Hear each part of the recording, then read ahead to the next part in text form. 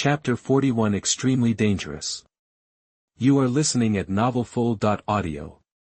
By nudged Shinji, who had collapsed on the ground. Shinji, hey, wake up. Shinji blinked, disoriented.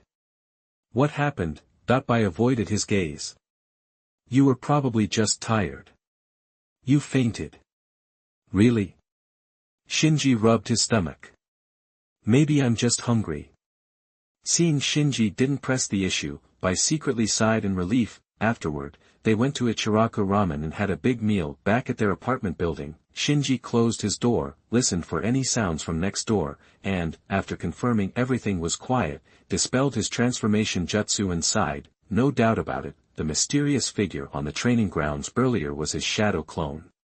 This was the only way he could think of to get Bai involved, as an Uchiha remnant. He was always a target for anyone who coveted the secrets of the Sharingan. And as the lantern bearer, he was a major threat to the force invading the ninja world. He needed to conceal his identity. Even when recruiting a teammate, he couldn't reveal his true self. If word got out that he possessed the Mangekyo Sharingan, or that he was the lantern bearer, the consequences would be disastrous. That's why his recruitment options were so limited. He needed someone with strength and potential, and leverage over them. Otherwise, why would anyone join a mysterious figure like him?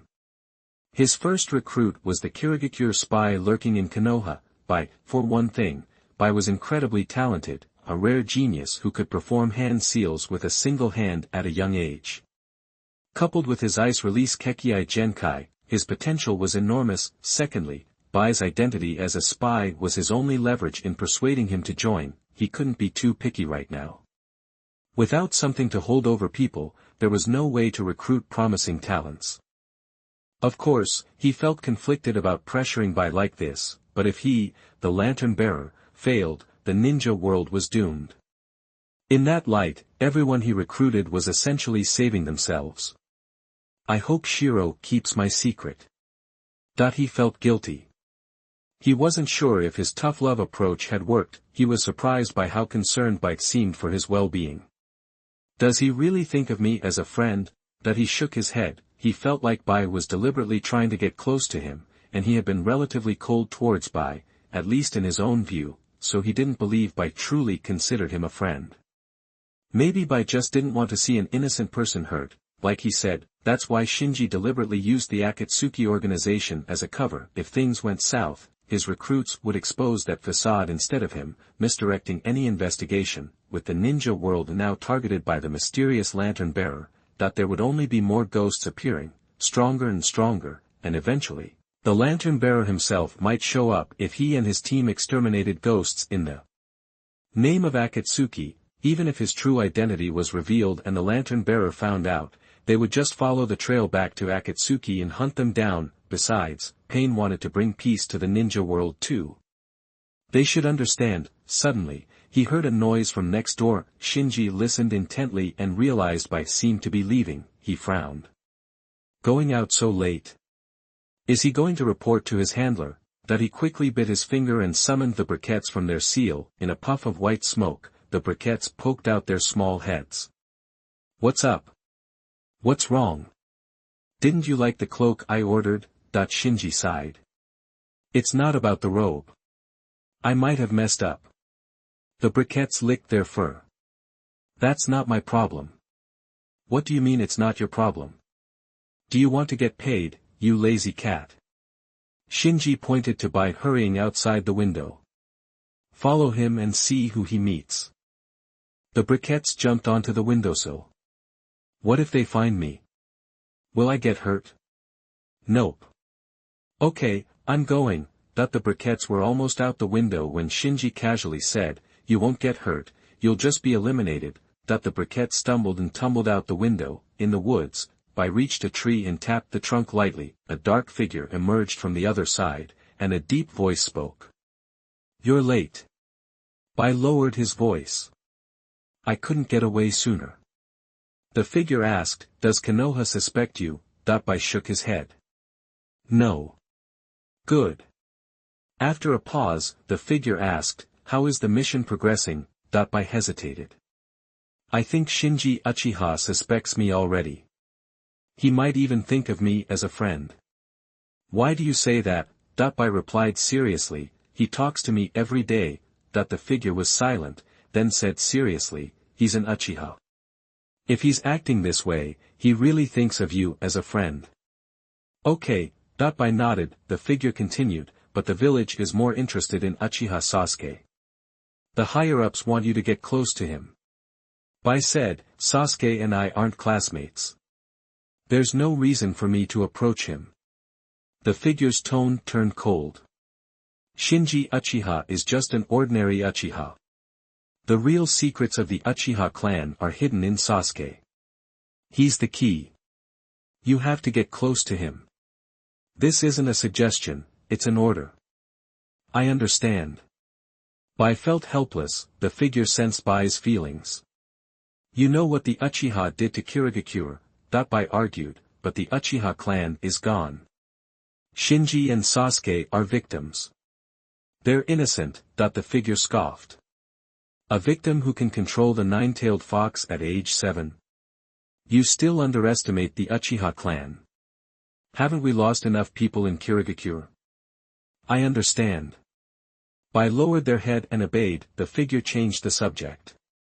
Get close to Uchiha Sasuke, find out if he's still in contact with Uchiha Itachi, and see if Sasuke has joined any organization. Bai asked, what organization? A very dangerous organization. We received intel that Loquat Juzo, one of the 7 ninja swordsmen, and Uchiha Itachi have both joined that organization. The figure emphasized, the village has designated that organization as extremely dangerous. Any information related to it is top priority. Bai immediately understood the gravity of the situation. Loquat Juzo and Uchiha Itachi were influential figures at the top of the ninja world. The thought of an organization that would recruit such people was chilling. The figure slowly revealed the name of the organization. It's called Akatsuki. Bai was stunned. Chapter 42 The First Waiter. You are listening at novelfull.audio. Chapter 42 The Second Waiter. The Akatsuki organization. Bai was stunned. Just today, just now, he'd become a member of this seriously dangerous organization. Ying pressed him, anything you find out about this organization, anything, you report it to me immediately. Got it? Even, myself, Bai almost blurted out the truth about joining Akatsuki, but he bit it back. The sheer power of Akatsuki spooked him. Guys like Juzo the Cleaver, one of the 7 ninja swordsmen, or Itachi Uchiha, who wiped out his whole clan, those were legends, way out of his league. He never imagined he'd be colleagues with those heavy hitters, part of the same crew. Plus, Akatsuki was so powerful. He worried that spilling their secrets wouldn't just put him and his network in danger, but also innocent Shinji, and, there was something else he couldn't say. Even though he was officially Akatsuki, he barely knew more than anyone else. If he had to report anything now, he'd have nothing useful to offer, so, he was caught in a major internal battle. Seeing Bai's worried face and furrowed brow, Ying figured he was just rattled by the info on Akatsuki, so he didn't push it. He just said, I'm out. Be careful on your way back. Then, he vanished into the trees, and the forest went silent again. After a long pause, Bai finally sighed. Today had been seriously messed up. First, he couldn't figure out why he was picked and forced into some mysterious Akatsuki group. Then, he was ordered to dig up dirt on Akatsuki. His head was spinning. Back at the apartment, Shinji, after hearing Cole's report, was surprised. That's all he said. Cole, busy counting cash, replied, yep, that's it. Why didn't he report to his handler? Shinji was confused. Seeing Bai sneak out at night, he was ready to cut him loose, figuring he'd been compromised. But Bai kept his word. Satisfied, he shoved the bills into his bag. Then Cole added, oh yeah, he's cozying up to you on purpose. Watch your back. I knew that. Shinji didn't flinch. He'd noticed Bai was getting close, but he didn't know why until now. Most people might not know what Uchiha did to Kirigakure, but he did. To be precise, it wasn't the Uchiha clan, but Madara Uchiha himself. During his decades of faking death and hiding in the ninja world, he secretly controlled Kirigakure with his Sharingan. He was behind several ninja world wars. And internal conflicts in Kirigakure. He even planned to manipulate Mitsuo during the Third Ninja World War to rampage Konoha. That was the incident that led to Rin Nohara's death, Obito going dark, and becoming Madara's puppet. So, Kirigakure hating the Uchiha wasn't a shock, it's just that they had been kept in the dark. Then the fourth Mizukage, who was about to revitalize Kirigakure, was controlled by Obito, plunging them back into darkness. It wasn't until the fifth Mizukage took over that Kirigakure escaped the grip of the Sharingan. But now, Kirigakure had figured out what Uchiha Madara had done to them, and they sent by to Konoha to investigate the Uchiha. Looks like Kirigakure is prepared this time. If Obito wants to secretly manipulate the fourth Mizukage, it won't be so easy.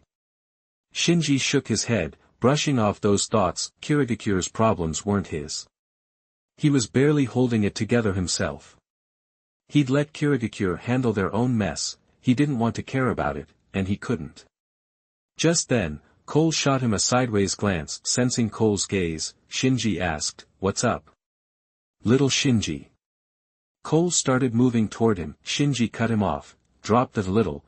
Cole stretched out his paw and gently nudged Shinji. "Be careful out there, don't die."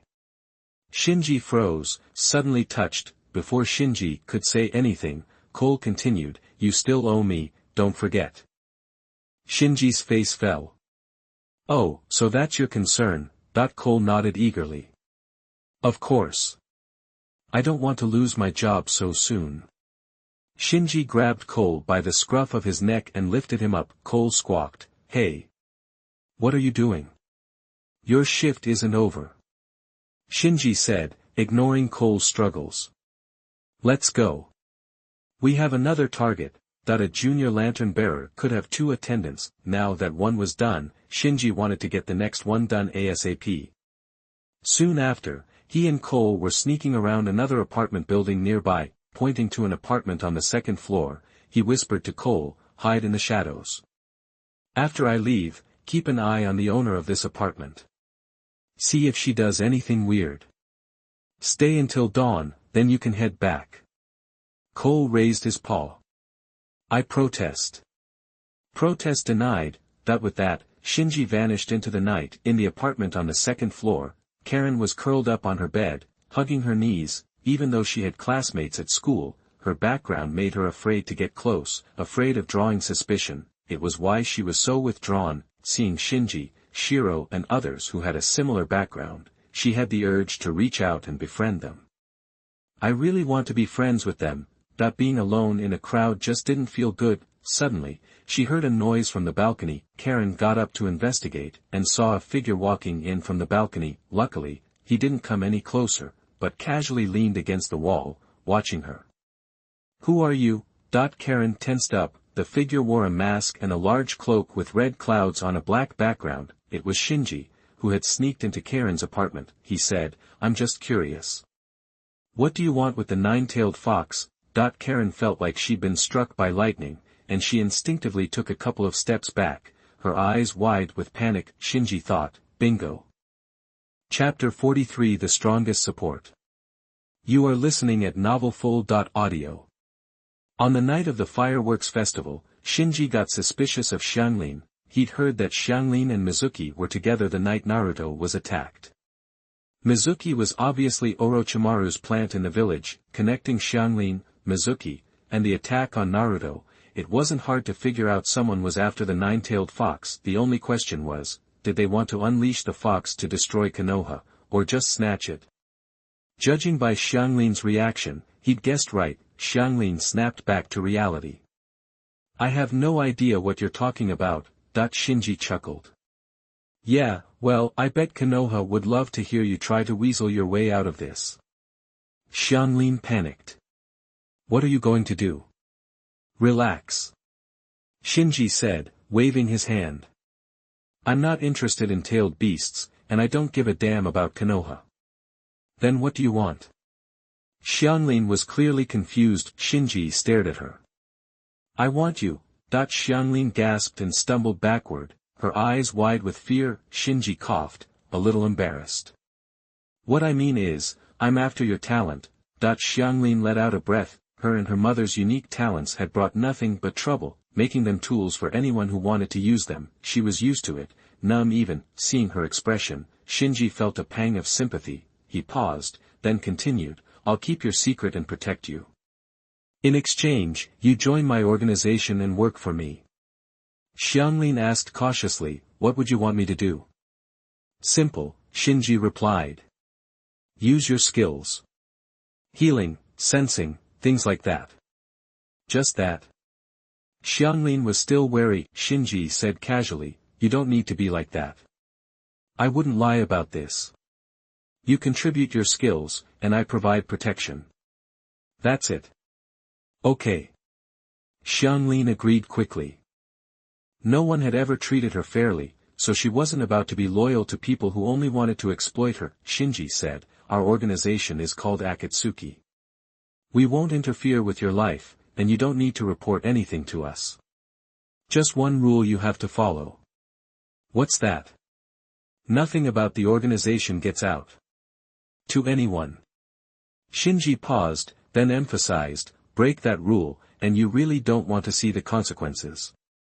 To drive the point home, Shinji used his ever-active Mangekyo Sharingan to cast an illusion on Xianglin. Her eyes glazed over, her face blank. Shinji quickly released the illusion and said calmly, "Being part of Akatsuki isn't a bad thing for you." Xianglin, jolted back to reality, was shocked. "Are you from the Uchiha clan?" That she had good reason to be. As far as she knew, only 3 Uchiha were still alive. The mysterious guy in front of her clearly wasn't Shinji or Sasuke Uchiha, which meant he could only be Itachi Uchiha, the S-ranked criminal who single-handedly wiped out the entire Uchiha clan. Seeing that he'd made his point, Shinji turned and left Xianglin's apartment. Downstairs, meeting up with Cobalt hiding in the shadows, Shinji glanced back at the apartment, thinking about Xianglin's terrified face. "Did I go too far?" he muttered. "Yeah, making me stay out here all night, that's way harsh." Cobalt nodded emphatically. Shinji glared at the cat. "I'm the one paying the bills."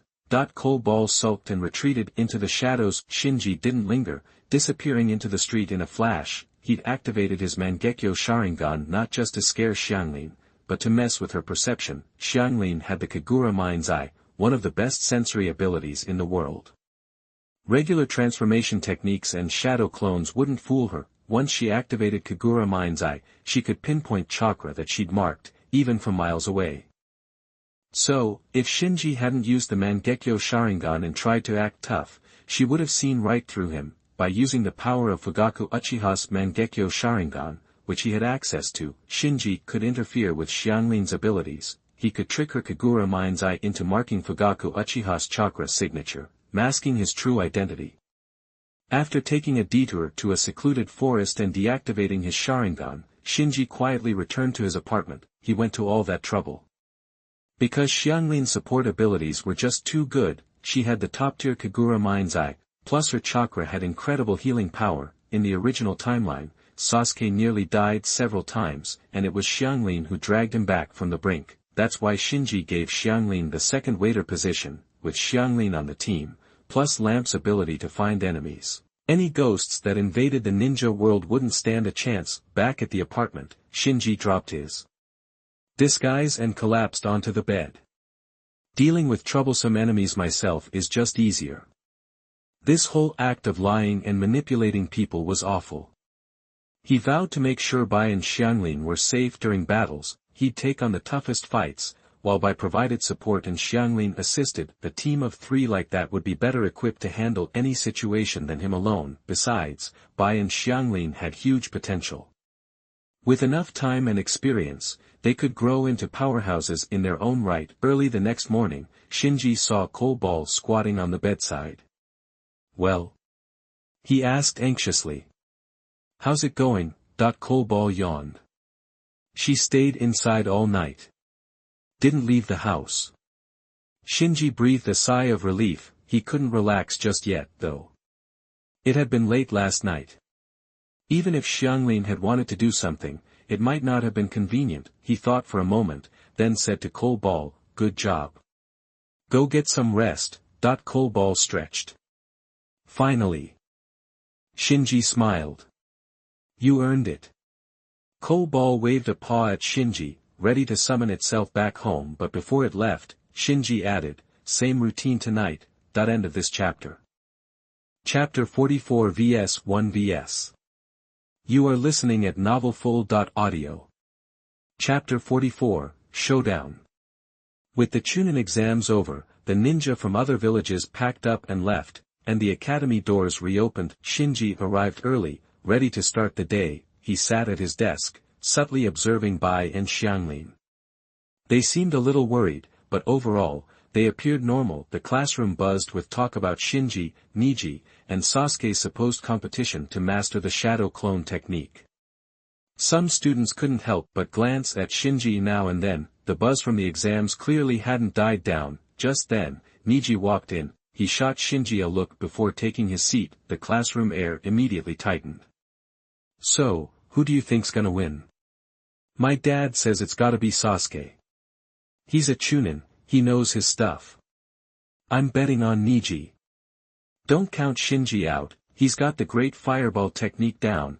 Shinji just sighed, tuning out the chatter around him. He'd never wanted any competition with Niji and Sasuke in the first place, even if he was stuck in an 8-year-old body. Somehow, everything he did was getting blown way out of proportion, the exact opposite of what he wanted. Guess gossip's just part of being human. He shut out the noise, focusing his attention on Bai and Xianglin. He still had a ninja world to save, after all. Soon, the bell rang, signaling the end of morning class. Students milled around, and Shinji joined Kamishiro to eat lunch. "You seem off today," Shinji said, trying to sound casual. "Everything okay?" Bai shook his head quickly. "I'm fine. Maybe I just didn't sleep well. I was a little distracted this morning, that's all. Don't overthink things. Just take it one day at a time." Shinji's words hung in the air, heavier than they sounded. He then turned back to his lunch. Bai looked up, surprised, then nodded. A classmate approached Shinji. "Hey, Shinji, someone's looking for you. Said to meet them in the woods behind the school." "Looking for me? Who?" The classmate shrugged. "Someone told me to tell you. I dunno who it is. You'll find out when you get there." Shinji glanced toward Bai. Nobody at the academy had any reason to look for him, so his first thought was that someone had seen through his actions the previous day, but Bai still seemed lost in thought. Shinji looked over at Xianglin, eating her lunch alone in the distance, and noticed nothing unusual. He was puzzled. Weird. Who could it be? Shinji knew the path to the woods behind the school well, and he quickly arrived, but the scene that greeted him was a shock. Sasuke stood with one hand in his pocket, while Niji stood with his arms crossed. Dozens of older students surrounded them in a wide circle. "What's going on?" Shinji was completely lost. "Took you long enough," Sasuke snapped. "You're the only one missing." The older students surrounding them erupted in shouts. "Hey, kid! Get over here. These lower grades are way too cocky. Time to show these punks what's what." Watching the older students crowding Sasuke and Niji, the situation clicked for Shinji. He frowned. "Am I walking into a bullying situation?" Bullying wasn't uncommon in Konoha. Even ninja with bloodline limits, influence, and status like Kushina Uzumaki and Hinata Hyuga weren't immune. Even Itachi Uchiha had been bullied by older students in the academy, which was how the teachers found out he'd been using a shadow clone every day, but experiencing it himself still caught Shinji off guard. The ruckus in the woods couldn't have gone unnoticed. Irika and Mizuki, just out of the hospital, rushed to the scene after hearing the news, but Umbu guarding Sasuke blocked their path. "Don't worry," the Umbu said with a smile. "Everything's under control." Irika frowned. "This has to stop. They're just kids. What if someone gets hurt?" The Umbu turned to him, his expression flat. "They're kids, but they're also ninja." Irika asked, "Is that all we see them as?" The Umbu replied, "Aren't you curious? How will they handle it? Don't forget, these aren't just any academy students. They're Uchiha and Hinata, back in the woods. So, you three think you're too good for us? Ha! All that hype about being geniuses. Turns out, you're just a bunch of brats. These kids supposed to have held off the Ninetales. The village must be out of its mind, that the older students pressed in, trying to intimidate Shinji, Sasuke, and Niji. Shinji counted them, most were about to graduate, 11 or 12 years old, with around 27 or 28 in total. Sasuke glanced at Shinji and Niji. Hey, how about we make this a competition? Niji didn't answer, but the look in his eyes made it clear. Great. Shinji groaned internally. He'd seen his share of combat. He wasn't the same rookie anymore, but his fights were mostly Susanoo boom style, no finesse, just brute force. Fighting so many older students was a real challenge. It wasn't about losing to Sasuke and Niji, he didn't care about winning or losing. The problem was, the original owner was second only to Niji in taijutsu. Now, he could barely hold his own against Bai, who ranked in the 20s, even if Bai held back during the exams, his real ranking was still higher. It just proved Shinji's taijutsu was lackluster. Losing badly to so many older students would be suspicious. If anyone realized his taijutsu was way off from the original owners, it would be a problem. You're asking for it. Sasuke's words had done the trick. One of the older students, tall and bulky, stepped forward and grabbed Sasuke's collar. Ignoring him, Sasuke activated his Sharingan and turned to Shinji and Niji. Whoever takes down the most wins. The older students roared with laughter. You three. You think you stand a chance? Full concentration. Shinji sighed. Even if he lost, he couldn't lose so badly that someone would notice something was wrong. He had to give it his all. Whoosh. He lunged forward, charging toward the nearest enemy. Chapter 45. I'm going first. You are listening at novelfull.audio. Shinji's attack was like a signal flare. Almost simultaneously, Sasuke and Niji jumped into the fray. Far away, Iruka watched Shinji and the others boldly taking on a group of 20-plus upperclassmen and exclaimed, "Are they crazy?" Umbu and Mizuki watched intently. This was clearly a test of their potential. While Sasuke had gained notoriety for subduing the nine-tailed fox, Shinji Uchiha had mastered C-rank ninjutsu by age 8, and Niji Hyuga was the Hyuga clan's most promising young prodigy in years. Other ninja academy instructors had also gathered at the edge of the woods. Everyone observed the student brawl from a distance in unspoken agreement, not interfering. Naturally, the commotion drew the attention of students nearby. Word quickly spread back to Shinji and Sasuke's classrooms. What? Bai Wenyan, shocked, leaped up and bolted out of the classroom.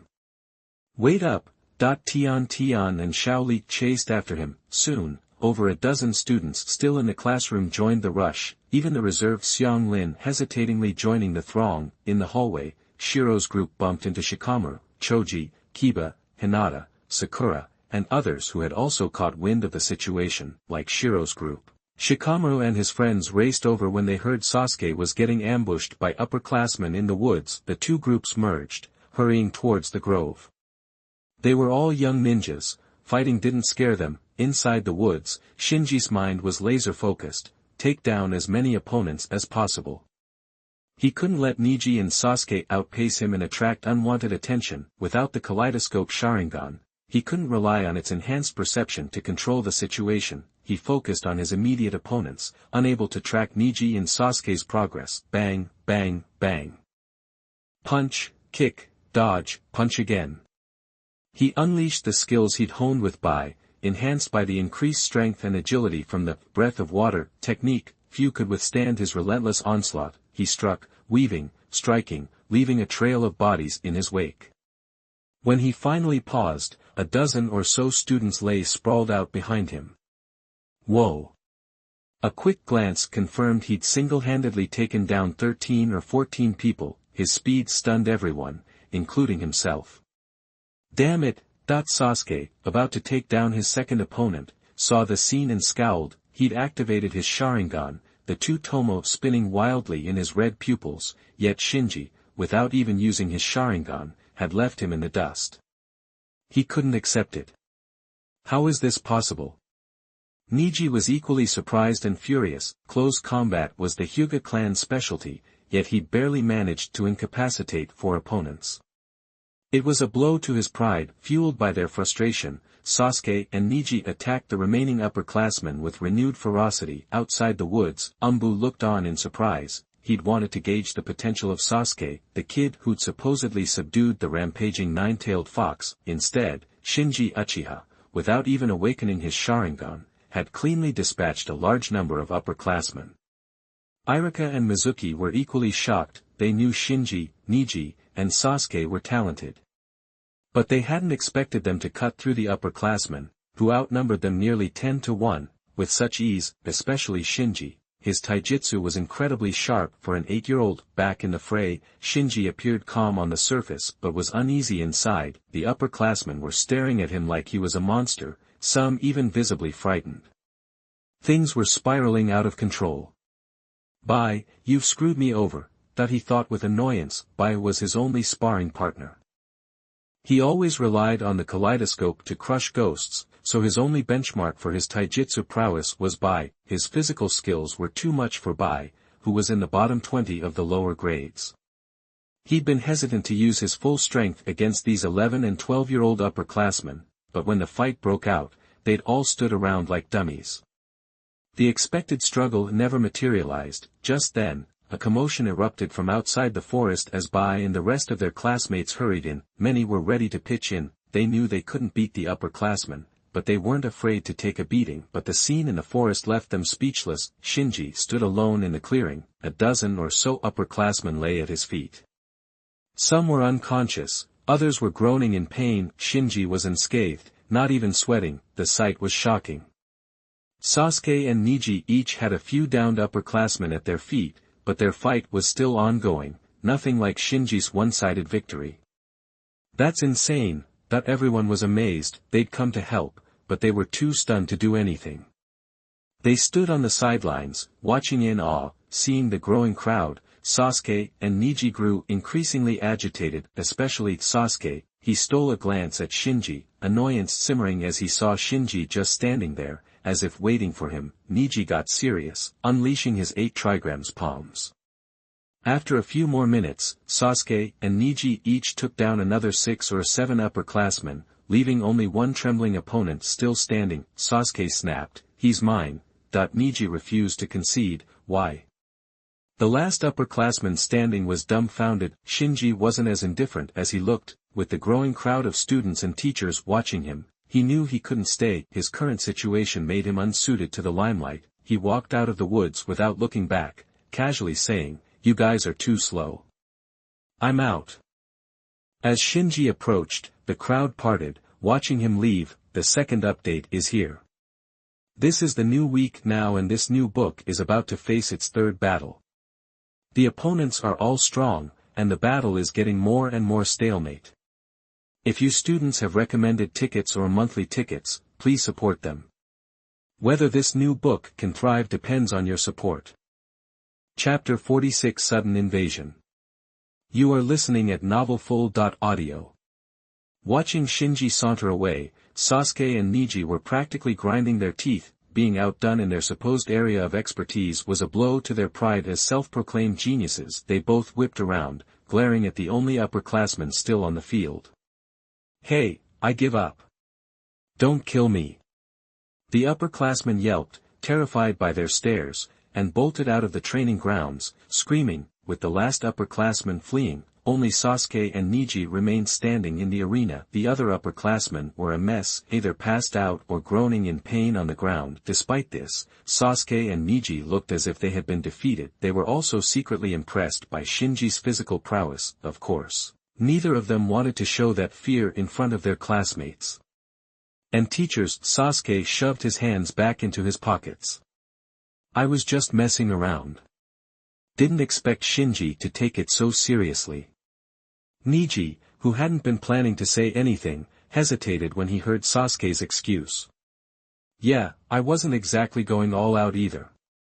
They exchanged glances, each seeing a hint of embarrassment in the other's eyes. Seeing the bullying attempt turn into a complete joke, the other students swarmed them, full of questions. Outside the training grounds, the Ninja Academy teachers wore troubled expressions. They knew better than anyone the difference in physical ability between 7 and 8-year-olds and 11 and 12-year-olds. Normally, even a genius 7 or 8-year-old would need a serious advantage to beat someone older. They'd seen a similar situation before, with a student who swept the competition just like Shinji. That student was named Itachi Uchiha. Mizuki offered a tight-lipped smile. The Uchiha clan is just full of prodigies. That the Umbu operative assigned to protect Sasuke nodded in agreement. I never thought Uchiha Shinji's taijutsu would be this good, even before awakening the Sharingan. His speed. He trailed off. Shinji's water-breathing technique had clearly pushed his speed beyond what should be possible for an 8-year-old. Shinji returned to the classroom, ignoring the commotion outside. He settled back in his seat, propping his chin on his hand, lost in thought. He realized that his physical abilities alone were probably enough to dominate most Ninja Academy students, which also meant that Bai, who could still overpower him, was capable of the same thing. Bai was simply holding back. Plus, taijutsu wasn't even Bai's strength. His real talent was his incredible ninjutsu control. That level of finesse wasn't something just anyone could achieve, indicating he had the potential to develop his chakra's nature transformation. That was probably why he'd unintentionally used ice release at such a young age without any instruction. Bai. Forget it. I don't need to worry about my physical abilities being exposed. Shinji sighed. His real concern was drawing unwanted attention with his skills. He was starting to realize that since awakening the Mangekyo Sharingan, his chakra reserves were increasing daily. He'd been practicing water breathing, and had recently used the Susanoo lamp to control the second pair of Mangekyo. Even setting aside the technology aspect, his physical stats alone were far beyond those of his peers. He needed to be careful, or he risked revealing talents that would draw unwanted attention. Soon, the other students returned to the classroom. Bai hurried over to Shinji. Shinji, you were amazing out there. Yeah, you took down so many upperclassmen by yourself. Shinji, can you teach me taijutsu? Lee asked, buzzing with excitement. Here comes the trouble. Shinji thought with a sigh. Niji pushed through the crowd, addressing Shinji directly. I'm looking forward to our next sparring session. Shinji stared at Niji's Byakugan, and for some reason thought of the upgraded Tensigen. Oh, well, you'll have to work hard. Niji's expression tightened, and his face flushed. He didn't argue, but clenched his fists. Shinji had already proven his strength. Now, he had to catch up. Suddenly, Shinji heard the lamp chime in his head. Plane invasion detected. Countdown, 1 day. Shinji's expression turned grim. Only 1 day. So the invasion happened sometime tomorrow. That he knew that being marked by the mysterious lamp carrier would make it easier for his enemies to invade the ninja world, but half a day's notice still felt like a tight squeeze. What's worse, he had only recruited Bai and Karen yesterday, and hadn't had time to fully assess their reliability. Acting tonight seemed too rushed. That evening, Shinji returned from school, quietly closed the door to his apartment, and collapsed onto the bed. He stared at the ceiling, thinking, wasn't the whole point of recruiting Bai and Karen to deal with ghost invasions? If that's the case, why hesitate? That whether it was a day early or a day late, he had to face it. He couldn't determine whether this new team was reliable just by observing them. He'd only know by throwing them into the thick of a ghost invasion. He sat up straight. I need to find a way to contact them and get them ready by midnight. As lamp carrier recruits, Bai and Karen should also be teleported by the lantern once it locked onto the Oni's invasion point. Just like Shinji, he needed to warn them immediately, or they might find themselves suddenly transported to a battlefield miles away without any warning. That would be a disaster. P.S. Today is the last day of the month. Those who still have monthly tickets, please vote. It would be a shame to waste them. Chapter 47 Dispelling the Dawn of Darkness. You are listening at novelfull.audio. Hey, what's this? Shiro, who Shinji had dragged out for a late-night bite, returned to the apartment and found a sticky note stuck to the table. He picked it up, glanced at it and his face turned serious at the same time. Xiang Lin, arriving home late, also found a note on her bedside table. Hesitating for a moment, she grabbed it, read it, and her expression changed. She instinctively checked the wall clock. Back at Shinji's apartment, he was meticulously laying out all his ninja tools on the bed, just like last time before that invasion.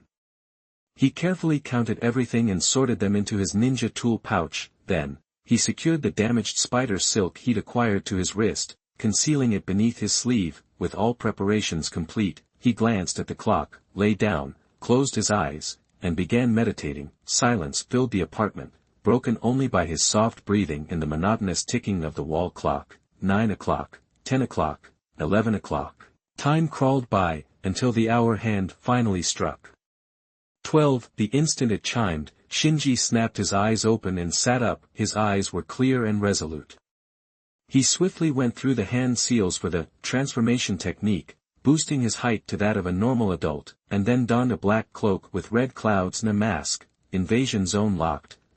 Junior lantern bearers, prepare for invasion. The lamp announcement chimed in his ears as he fastened his mask. He closed his eyes briefly, and when he opened them, his sockets blazed with the bizarre light of the kaleidoscope Sharingan. Let's go, whoosh, he vanished from the apartment without a trace, whoosh, a howling wind whipped up fallen leaves, swirling them into a frenzy. Suddenly, a figure materialized out of thin air. The swirling leaves scattered in response to his abrupt arrival, collapsing to the ground and blending with the soil. Shinji stepped onto the fallen leaves, surveying his surroundings. Where are we? Whizzing. Two more figures materialized beside him. Unmistakably, these were Shiro and Karen, Shinji's newly recruited teammates. Unlike Shinji, who had some experience, Shiro and Karen stumbled to the ground, their eyes wide with shock and terror. Spacetime ninjutsu, they were both stunned. To be transported from their rooms in Konoha to this remote location in an instant could only be explained by spacetime ninjutsu. In the ninja world, spacetime ninjutsu was incredibly rare, a technique you could count on one hand, with fingers to spare. They'd only heard teachers mention it in class. They never imagined their first mission would involve it. And what bewildered them most was that they hadn't even sensed the jutsu being cast. Karen. Shiro. Recovering from their shock, they recognized each other. How? Shiro paused, then tentatively asked, did you join the organization too? Karen nodded hesitantly. Shinji tossed them each a red cloud cloak and a mask. You can catch up later. Sensing the leader's authority, Shiro and Karen said nothing, hastily grabbing the cloaks and masks, but as soon as they put them on, they realized the clothes were far too large. Use the transformation technique, Shinji instructed, then turned his gaze to the dark town in the distance. The town was shrouded in darkness, undoubtedly overrun by demons. Though they didn't understand the leader's seemingly unnecessary caution, Shiro and Karen obeyed, using the transformation technique to adjust their height and size before donning the cloaks and masks, obediently positioning themselves behind Shinji. The organization's overwhelming power had instilled in them a fear that stifled any thoughts of resistance. Seeing Shiro and Karen recover, Shinji briefed them on the demon invasion while keeping his eyes on the town. Shiro's face grew pale. You mean there are demons in that town? Shinji glanced at Karen. Karen understood, closed her eyes, activated her Kagura mind's eye, and reported hesitantly, there are a lot of chakra signatures in the town, but they're all strange. I've never sensed chakra like this before. Shinji explained, demons don't have chakra. The only way they can acquire it is by devouring creatures from our world and stealing their chakra. Shiro and Karen imagined the scene and shuddered. Shinji stressed, our mission is to eliminate these invading demons and completely eradicate them from the ninja world. Shiro looked surprised and quickly asked, excuse me, is it the mission of our Shao organization to eliminate these ghosts? Shinji stated in a deep voice, yes, we are the dawn that dispels the darkness. Shiro and Karen exchanged glances. The organization's mission to protect the ninja world seemed to lessen their resistance and fear, replacing it with a strange sense of purpose. On their way to the town, Shinji continued to instruct them. I've already told you that it's almost impossible to kill demons at night, so I'll take the lead in combat. Your job is to support and assist me, got it? Got it. Shiro and Karen nodded in unison as if remembering something. Shinji told Shiro and Karen about the 12 Kazuki right before they stepped into town. Finally, he emphasized, the easiest way to gauge a demon's strength is by looking at their eyes. Lower rank demons without chakra are probably around Chunin level, maybe a little higher. But if they have chakra, treat them as Jonin level threats. Do not underestimate them. After listening carefully, Shiro quickly asked, what about the upper-rank demons? Shinji shook his head. I haven't encountered any upper-rank demons yet. As they talked, they entered the town. The stillness of the small town was unnerving. The houses were dark, with only the moonlight providing illumination. Shinji gestured to Karen. Although a little nervous, Karen understood and activated her Kagura mind's eye, then pointed to a corner ahead. The strongest chakra signature is just around that corner. While focusing on the corner, Shinji said, Shiro, you're responsible for protecting Karen. Yes. Shiro drew a kunai and stood beside Karen, but just as they were about to move forward, a figure emerged from the corner. The figure spotted them and slowly spread his arms. I could smell you from all the way over there. You're delicious little lambs. Time to go to sleep. Chapter 48 Dreamland, Part 3. You are listening at novelfull.audio. Chapter 48 Dreamland. You're the last of the lower ranks, Nightmare. Shinji stared at him. Even though Nightmare was hidden in shadow, Shinji's kaleidoscope Sharingan gave him a clear enough picture to recognize him. Heads up, he quietly warned Bai and Karen, who were behind him. Seeing their leader on alert, Bai and Karen tensed up too, becoming extra cautious. Nightmare stepped forward from the darkness, his arms wide, a twisted look of madness on his face. I just want to swallow you whole. Go to sleep. As he spoke, the air rippled, spreading toward Shinji. Crap. Shinji realized something was up. The instant the blurred ripples made contact, he activated his kaleidoscope Sharingan full force. The ripples hit Shinji and then vanished into the night. He checked himself for injuries and then turned to check on Bai and Karen, but they were gone. What the hell? He was stunned. With his kaleidoscope Sharingan active, there was no way Bai and Karen could have disappeared from his side unnoticed. Suddenly, it clicked. He snapped his gaze to Nightmare. Huh? Nightmare made a confused sound. Shinji couldn't believe it. You dragged me into a dream. Why'd only you get pulled into the dreamland? Nightmare stared at his own hands, puzzled. Why am I in here too? Damn. Shinji frowned. Nightmare's words confirmed it. Bai and Karen hadn't vanished. He'd been hit by the guy's blood demon art and fallen into a dream. Luckily, he'd activated the kaleidoscope Sharingan in time, blocking the full force of the technique and letting Bai and Karen escape. Nightmare seemed to catch on, taking a few steps closer and staring at Shinji. Is it your eyes? They hijacked my dream and pulled me in. Shinji's expression changed. As Nightmare got closer, he could finally see the markings in his eyes, but it wasn't what he remembered. The pupil of Nightmare's left eye wasn't etched with lower 1, it was lower 5. How could he be the last member? Shinji knew he wasn't mistaken. This guy was one of the lower ranks, the strongest of the bunch, so, just like with the lower 5, Roy, earlier, Shinji wasn't wrong. The ranks of the lower moons had changed. This demon slayer world was nothing like he'd imagined. Without hesitation, Shinji tried to unleash Amaterasu, but no matter how hard he focused his power, it wouldn't work. Nightmare chuckled nervously. Nobody knows dreams better than me. In here, we're all fragile. I've lost all my powers in the dream. Shinji felt a knot of unease in his stomach. Losing his abilities meant neither of them could hurt the other in here, but at least Bai and Karen hadn't fallen for the trick.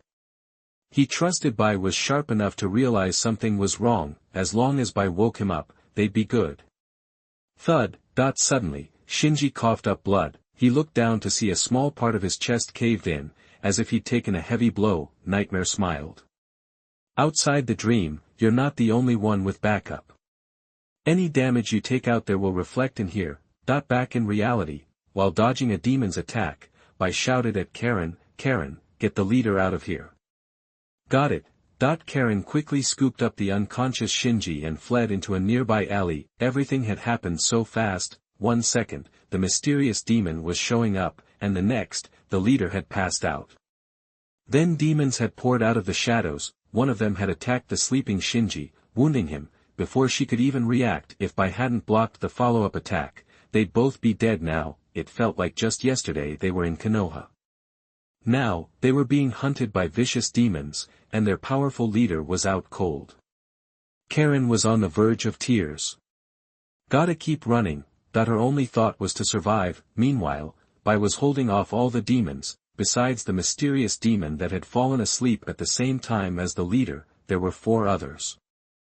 But these demons were weird. 2 of them had lower 5 etched in their eyes, and the other 2 had lower 6. And all the markings had a big cross scratched over them. According to the leader, these should all be lower-rank demons from the 12 Kazuki, but why are there 2 lower 5 and 2 lower 6? Can there be multiple lower-rank demons? And what does that cross mean? Disqualified. His mind was racing. One of the demons licked its lips. So, you're the so-called ninjas from this world, huh? Bai stared at the blood and flesh stuck between the demon's teeth and asked, "Are you eating people?" The demon grinned. "Don't worry, you'll be in my stomach soon." Bai's fearful expression hardened. He'd only joined the Akatsuki organization yesterday, and he wasn't prepared to fight monsters like these, but seeing the other demon's bloody savagery, he realized the Akatsuki's mission had meaning.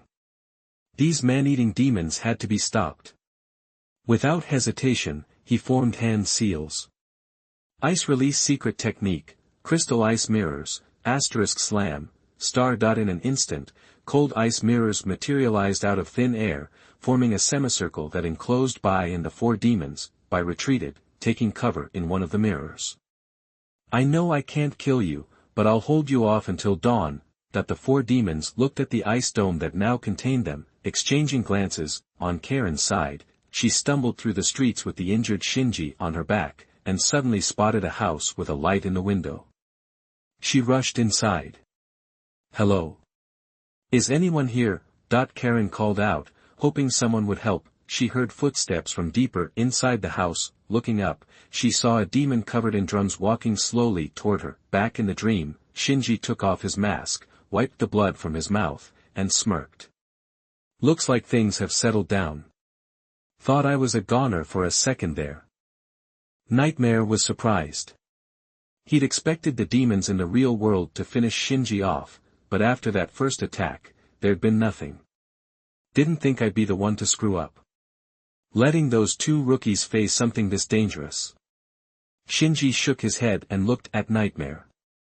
"Hey, you're curious about my eyes, right? I'll let you get a good look."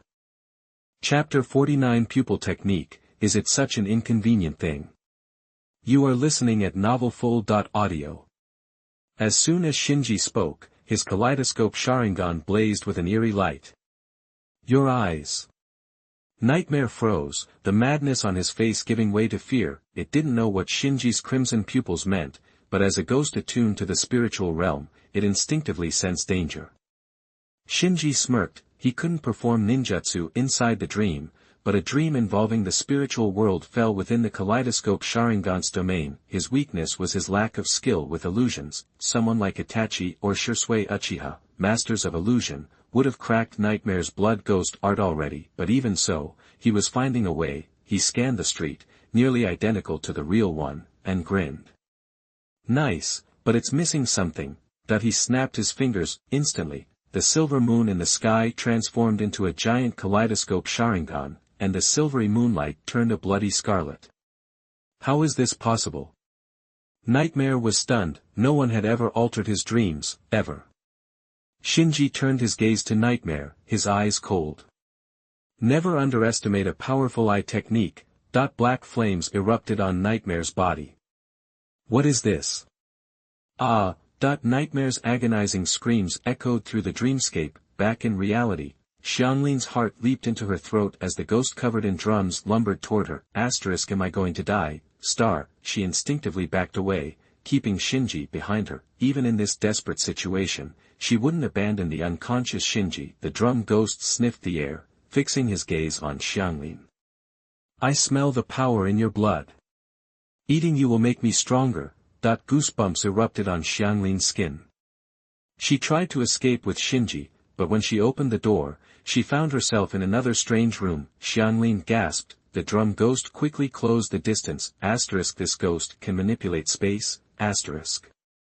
Fear gripped Xianglin even tighter. The fourth Hokage, who'd shone so brightly in the Third Ninja War, was the only one she knew who could manipulate space. In her mind, space manipulation symbolized immense power, something she, a mere ninja academy student, couldn't hope to overcome. She desperately ran through the house, Shinji slung over her back. Corridors, rooms, she couldn't escape the house, as if she were trapped in a maze.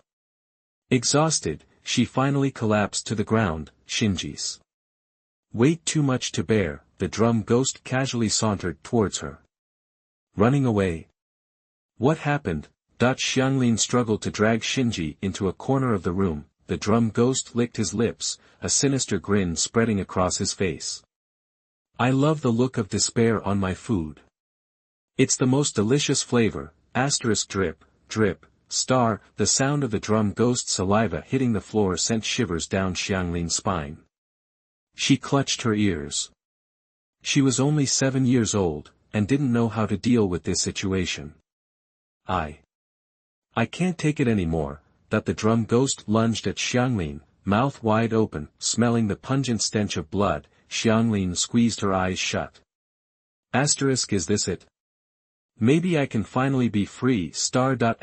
Boom, star. The pain Xianglin expected never came. Instead, a deafening crash echoed through the room. She cautiously opened her eyes, seeing Shinji standing, a yellow-orange chakra manifesting a giant skeletal arm, slamming the drum ghost into the wall. Overjoyed, Xianglin cried, "My lord!" Shinji waved his hand dismissively. "Sorry, I dozed off for a bit." Tears streamed down Xianglin's face. "Thank goodness you're awake." Shinji glanced at the drum ghost, now embedded in the wall. "Don't worry. I'll handle it from here." The drum ghost crawled out of the wreckage, glaring at Shinji. "I'm going to devour you." Xianglin blurted out, "My lord, that ghost can control space by beating his drums. All the rooms in this house are under his control, so be careful." Shinji's lip curled. No matter how he manipulates it, it's just a house. With a deafening roar, Susanoo, previously just a skeletal arm, rapidly grew in size, transforming into a half-bodied, armored giant. Bang! The giant Susanoo shattered the beams, ripped apart the roof, and utterly destroyed the house from the inside out. Standing amidst the ruins, the drum ghost stared in disbelief at the godlike Susanoo. Who are you?" Even Xianglin, standing beside Shinji, was speechless. Shinji turned to her. "Where's Shiro?" Snapping out of her daze, Xianglin replied, "He stayed behind to fight off several ghosts to cover my escape. I don't know what's happening with him." "I see." Shinji's face darkened. Without another word, he commanded Susanoo to grab the drum ghost, crushing it in its grip. Snap! Under Susanoo's immense force, the drum ghost struggles were futile, instantly reduced to a mangled mess. Shinji fixed his gaze on the remains, black flames erupting on the debris, consuming it entirely. The whole process was over in seconds. Xianglin watched in stunned silence as Shinji incinerated the ghost. With her heightened senses, she immediately realized the black flame was no ordinary fire style. Cough, cough. After taking care of the drum ghost, Shinji coughed, blood splattering from his lips. Xianglin rushed to his side, offering her arm. "My lord, let me heal your injuries." Shinji accepted her offer, removing half of his mask to bite down on her arm. When he'd been dragged into the dream, the sneak attack from the ghosts had fractured several ribs. He was seriously injured. Summoning Susanoo and Amaterasu had been incredibly painful. Feeling somewhat recovered, Shinji grabbed Xianglin and hoisted her under his arm. "Which way did Shiro go?" Xianglin closed her eyes, focusing her senses before pointing into the distance. Chapter 50 Harvest. You are listening at novelfull.audio. In the magic mirror made of ice, bang! Bang! Bang! The four ghosts were pounding the ice mirror that trapped them, throwing everything they had at it. But no matter how hard they hit, they couldn't shatter it in one blow, only managing to crack it a bit here and there, and as soon as those cracks appeared, hidden inside the mirror, would instantly repair them. Damn it! This freaking ninja! When we catch him, we're gonna make sure he doesn't get off easy, that the ghosts shouted and cursed. They realized that even though their bodies could regenerate endlessly, their strength was ultimately limited. They just couldn't break through the ice mirror that was radiating waves of cold energy. Of course, what the ghosts didn't know was that this seemingly ordinary ice mirror was actually a product of combining water and wind chakra, a Kekkei Genkai. Its strength was far beyond that of any single-element ninjutsu, however, hidden inside the ice mirror, wasn't as relaxed as he appeared. The ghosts he trapped weren't getting tired and weren't afraid of getting hurt. Even if they broke an arm hitting the mirror, they'd recover instantly. So, had to constantly use chakra to repair the ice. He glanced at the sky, his face grim. There were still 6 or 7 hours until dawn, and he doubted he could last that long. As if sensing Bai's worry, one of the ghosts yelled, "How much longer can you keep this up? I can smell the fear on you, kid. You're scared stiff." Bai calmly replied, "Even if it kills me, I won't let you leave here alive." Just then, one of the ghosts, with a Xiaowu symbol carved into one eye, said to the others, "Give me your chakra. I'm gonna use the blood ghost technique to shatter this kid's ice cube." The others didn't seem thrilled, but they couldn't think of a better idea, so they let that ghost devour parts of their bodies.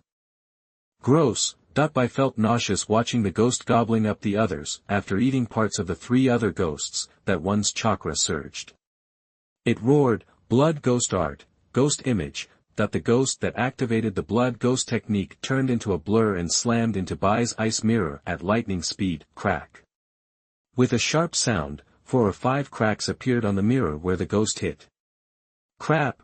Bai didn't care about conserving chakra and immediately made a hand seal, recondensing the ice mirror. Seeing it working, the remaining ghosts urged, "Hurry up and bust through this ice." "I'm starving." The ghost using the blood ghost technique grinned, "Don't worry, I'll take care of this ninja right away." Ghosts didn't care about chakra consumption. As long as they ate enough people, they could replenish it quickly, so, this ghost was practically burning chakra to power up its blood ghost technique, launching wave after wave of attacks on Bai's ice mirror. Bang, bang, bang. Under the relentless assault, more and more of the ice mirrors were damaged. Bai, only 8 or 9 years old, couldn't keep up with the chakra drain. Soon, he was running on empty. Boom. Finally, with a deafening crash, the damaged ice mirrors gave way, and the entire ice dome shattered. The 4 ghosts, seeing the ice that had trapped them for so long finally break, all grinned with vicious satisfaction, but as the ice shards and cold air cleared, the cruel expressions on their faces froze, because they saw a massive, yellow, half-body giant standing outside the broken ice. Lord Shinji.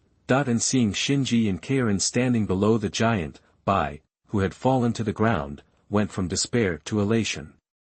"Good job." Shinji nodded, then commanded Susanoo to grab the ghost that had devoured the others. Then, he glanced at the remaining 3 ghosts.